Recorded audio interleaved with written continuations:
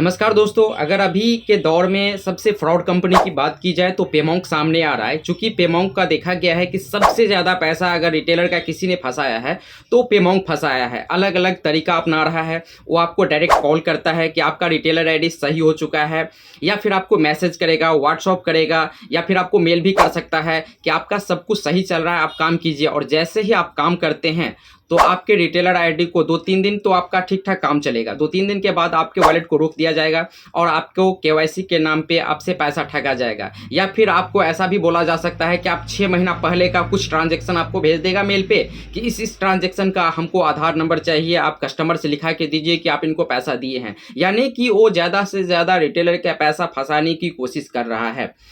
और ऐसा 1-2 नहीं है, मेरे पास बहुत सारे कॉल आते हैं कि मेरा पैसा फँस गया है, जिसमें मैं उसकी कोई मदद नहीं कर सकता हूँ। चूँकि मेरा जो टर्म था पेमोंक के साथ वो ख़त्म हो चुका है। पेमोंक में पहले जितने भी काम करने वाले थे सबको पेमोंक ने हटा दिया है और वो ज़्यादा से ज़्यादा नए बंदे को अपने टीम में शामिल किया है और उसका एक ही काम है ज़्यादा से ज़्यादा रिटेलर को पैसा फँसाना। इसलिए आप लोग अगर कोई काम कर रहे हैं अभी भी तो आप लोग सावधान हो जाएँ। पेमोंक के साथ कभी भी काम नहीं करना है जब तक कि मैं कोई नया नोटिफ़िकेशन नहीं जारी करता हूँ। तो अगर मुझे पता चलेगा कि नहीं कंपनी सही चलने लगा है, लोगों का पैसा वापस कर दिया है, तो फिर मैं आपको बोलूँगा तो आप काम कर सकते हैं, अन्यथा आप काम नहीं करें। आपको खुद समझ में आना चाहिए कि जो कंपनी 2 साल से रिटेलर का पैसा नहीं दे सकी है, वो अब कहाँ से देगा। इसलिए वो ज़्यादा से ज़्यादा पैसा फँसाने की कोशिश करता है। बहुत बड़ा ये फ्रॉड है पेमोंक की तरफ से और इसमें कुछ रिटेलर की भी गलती है। कोई भी रिटेलर उसके ऊपर कोई भी लीगल एक्शन नहीं ले रहा है। वो अगर पैसा लेना चाहता है तो उसके ऊपर केस कर सकता है।